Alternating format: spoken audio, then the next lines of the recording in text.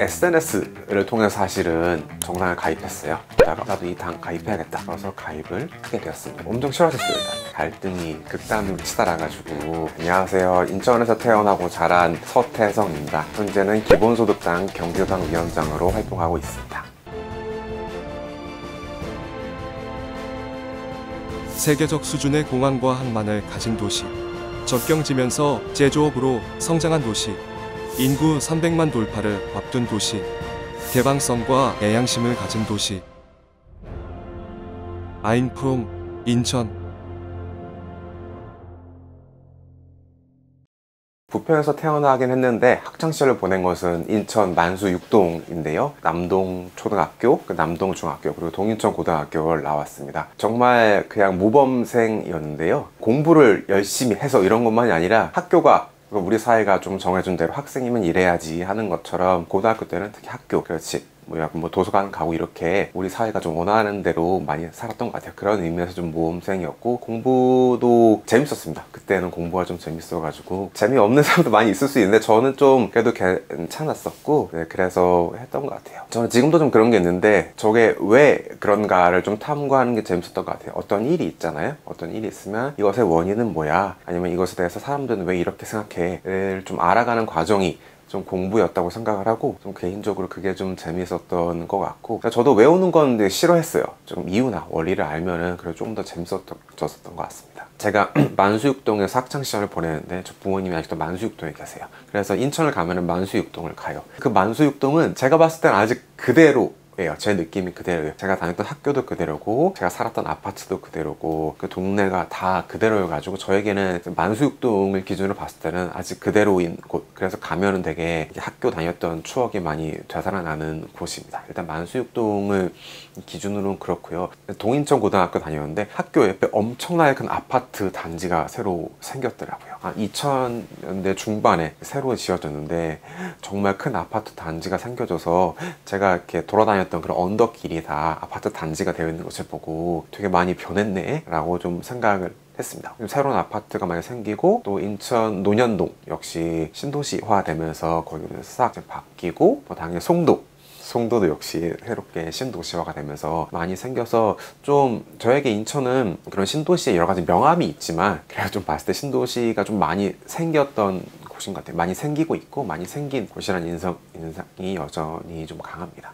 만수육동의 경우 좀 저에게 여전히 친근하고 추억을 불러일으키는 곳이지만, 전반적으로 인천은 저에게는 아직 좀 더 알아가고 싶고 알아가야 될 곳입니다. 살면서 가장 영향 많이 받았던 인물은 저는 아무래도 부모님이라고 해야 될 것 같아요. 부모님, 특히 어머니인데요. 주로 어머니가 저희를 좀 키우기도 하셨고, 삶의 끈기를 많이 보여주신 분이세요. 좀 여러 가지로 어려운 시절에 빠른 결단을 통해서 집안의 해결책을 좀 찾고, 그것을 되게 장기간 좀 실행해 오셔가지고 저희 가정을 크게 유지하는데 공헌을 하신 부분이시거든요. 당연히 뭐 어머니기도 하시지만, 그래서 어머님의 그 끈기와 추진력을 아주 높이 사고 담고 싶다는 생각을 좀 많이 합니다. 제가 약간 뭐 어려움이 있을 수 있잖아요, 삶에. 그럴 때 이렇게 하는 게 좋겠다라고 계속 아이디어를 던져주시고 제안을 해주셔가지고, 대학생 때는 조금 달랐는데요. 고등학교 때는 많이 달랐습니다. 근데 대학교 한 1, 2학년 때 한창 좀 유행하던 사회적으로 좀 진보적인 책들이 많이 나왔어요. 출판이 많이 됐는데 그런 책들을 좀 많이 읽으면서 좀 사회에 대해서 좀 비판적인 시각을 좀 가지게 되고, 또 미얀마 다녀온 것이나 이런 영향을 좀 받아가지고 이제 앞으로 기업에 취직하지 않고 좀 사회 공익적인 활동을 해야겠다, NGO 활동을 해야겠다고 생각을 했었어요. 그러다 보니까 제가 공대였으니까 공대 공부와 제 미래가 잘 맞지가 않는 거예요. 그때는 좀 맞지 않다 보니까 공대 공부를 게을리하게 되고 다른 일을 좀 많이 하게 됐습니다. 대학 학생이었는데도 다른 활동들을 좀 많이 하게 됐어가지고 학교 공부를 좀 게을리하게 되었고요. 그래서 졸업하는데 좀 힘들었고, 학교 다니면서는 주로 학생이었으니까 같은 이렇게 학생들과 함께 뭐 책 읽기 모임이라든지 아니면 여러 가지 의미 있는 사회 활동들을 많이 하려고 했습니다. 그런 모임도 만들고 그런 데도 같이 돌아다니고 그런 대학 생활을 했던 것 같습니다. 한국국제협력단 코이카 소속의 해외봉사단원으로 미얀마를 2년 정도를 다녀왔습니다. 제가 전공이 아무래도 컴퓨터 쪽이다 보니까 컴퓨터 관련돼서 활동을 했었고, 거기에서 미얀마 정보통신부 공무원들에게 프로그래밍을 가르쳐주는 그런 봉사활동이었어요. 봉사활동을 하고 또 프로젝터 같은 것도 할 수 있었어요. 그런 걸로 뭐 장비도 좀 사놓고 그랬지만 주로 거기서 일하시는 분들의 노동자들의 환경을 개선하기 위한 사업을 저희 개인 단원 개인 프로젝트로 좀 진행을 했었던 것 같습니다. 그게 사실 저의 첫 외국 나간 거였는데 첫 외국에 좀 2년이나 살게 되고 저에게는 아주 큰 기억으로 좀 남아 있습니다. 미얀마를 선택하게 된 것도 미얀마라는 국가가 한국과 근현대사가 되게 유사해서 선택하게 된 것도 있고, 그때도 정치가 불안한 상황이었는데 지금 아예 군사 쿠데타로 인해서 많이 힘든 상황이고 많은 사람들이 죽기도 했는데, 또 저도 개인적으로 뭐 아는 사람도 있다 보니까 그 군사 쿠데타 이후에 뭐 SNS 등으로 뭐 잘 지내는지 뭐 제자들이나 친구들의 안부를 좀 묻기도 하고, 뭐 쿠데타 전에는 한 번 더 미얀마를 방문해가지고 이렇게 친구들도 보고 좀 이랬던 기억이 납니다. 그래서 이런 생각을 좀 하게 됐어요. 저는 뭐 한국에서 태어나서 여기 이렇게 살고 있지만 그 분들은 좀 경제적으로 어려운 국가에 태어났다는 이유로 많은 확률을 그렇게밖에 살 수밖에 없는 거잖아요. 그래가지고 좀 되게 출발선이 많이 다르다는 생각을 했습니다. 태어난 뭐 국적이든 아니면 뭐 부모님이 좀 경제적으로 여유롭든 아니면 여러 가지 우리가 출발선이 달라지는 것으로 개인의 삶이 너무 달라지는 것을 그때 좀 많이 느꼈던 것 같고, 그래서 그 이후로 조금 더 뭐 사회 공익적인 활동, 뭐 정치 활동을 좀 하게 되었습니다.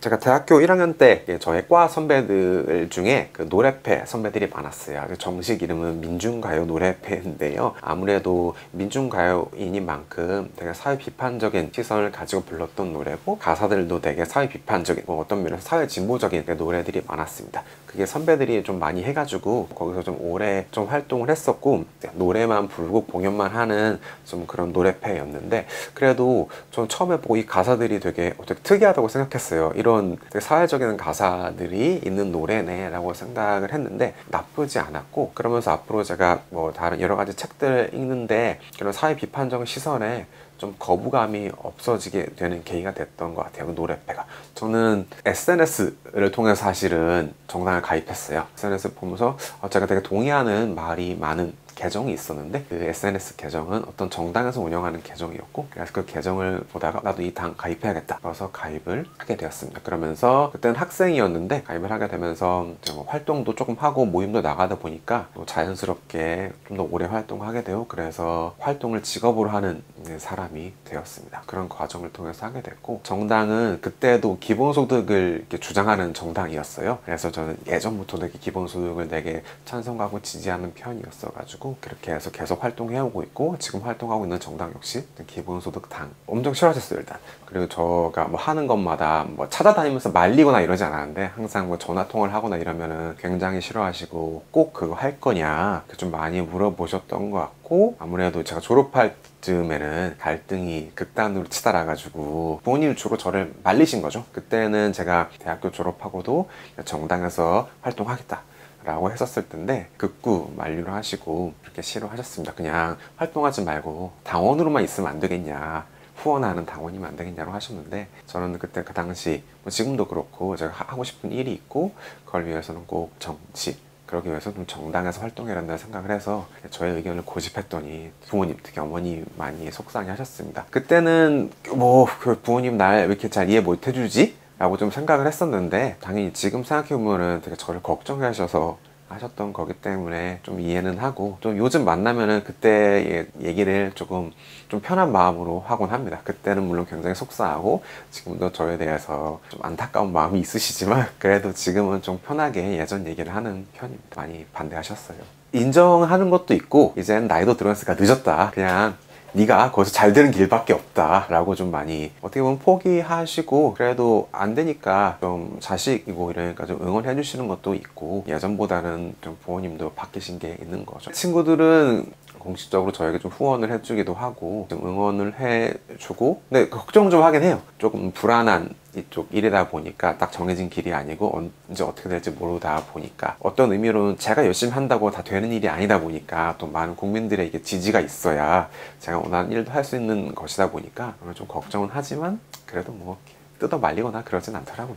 제가 얼마 전까지 용해인 의원실에 이렇게 비서관으로 일했었는데, 올해 순직 의무 군경의 날이 생겼어요. 아마 돌아가신 분들을 기리는 날인데 이게 없었다가 올해야 생겼거든요. 저희 의원님 그리고 저를 포함해서 좀 많은 분들이 노력해가지고 정부가 결국 제정을 해서 순직 의무 군경의 날이 좀 생겼는데, 그 과정에서 그 유족분들을 좀 많이 만날 기회가 있었어요. 그분들이 하는 말씀이, 제가 무슨 지원을 바라는 게 아니라 우리 국가나 우리 사회가 내 죽어간 아들을 좀 기억할 수 있도록 이 기념일이라도 지정해달라는 말씀을 저에게도 하시고 다른 분들에게도 많이 하셨습니다.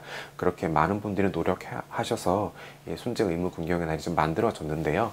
그 만들어지는 과정에서 뭐 저만 노력한 것은 아니고 다른 분들도 많이 노력해 주셨지만, 우리 국가가, 우리 사회가 이렇게 마땅히 기억해야 될 분들을 기억할 수 있는, 네, 좀 함께 참여해서 아주 뜻깊었던 활동이었습니다. 그 제정 과정에 좀 함께해서 당연히 남다르게 좀 느끼고 있는데, 특히 군대에 가시는 남성분들, 지금 주로 의무 징병이잖아요. 남성분들만 좀 많이 가는데, 이분들이 고생을 하고 또 고생하면서 다치기도 하고 또 많은 분들이 사고로 또 여러 가지 어려움을 겪어서 돌아가시기도 하는데, 이런 것들이 좀 더 우리 사회에서 명명백기 왜 이런 일이 일어나는가 밝혀져야 되고 그래야 한다고 생각을 합니다. 그래, 이것이 뭐 군대가 아무래도 조금은 지금 여전히 폐쇄적인 공간이다 보니까 여러 가지 숨겨진 것들이 많은데, 이런 것들이 우리 사회가 제대로 기억하고 제대로 총무하고 다시는 이런 일이 발생하지 않도록 우리 사회가 또 우리 정치가 좀 더 노력해야 된다고 생각합니다.